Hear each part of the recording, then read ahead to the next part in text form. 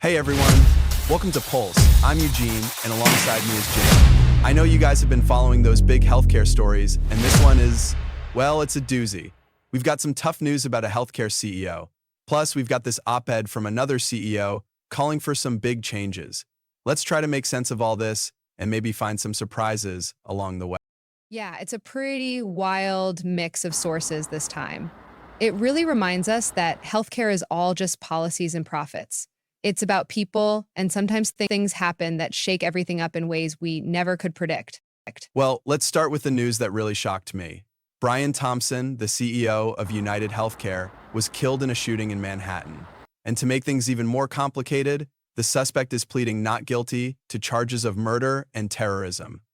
How does a company like United Healthcare even begin to process something It's like a that? huge impact. There's the immediate shock and grief, of course, and the effect on employees.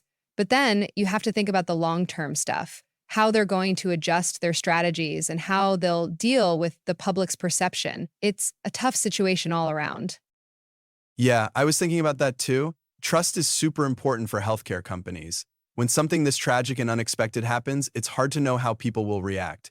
Makes you wonder how they'll move forward with all this going on. Definitely. And this comes at a tough time, especially since Andrew Whitty, the CEO of United Health Group, just published that op-ed in the New York Times, laying out his vision for the future of healthcare.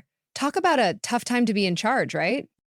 Yeah, Whitty's op-ed is all about bridging the gap between corporate healthcare and public health. It's a big goal, and we all want affordable healthcare that's fair for everyone.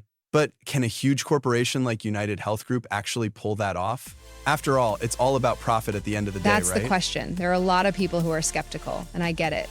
Whitty's vision would require a huge shift in thinking, not just at United Health Group, but for the whole industry. It's going to take more than just words. Thanks for joining us on this journey. Like and subscribe. See you next time.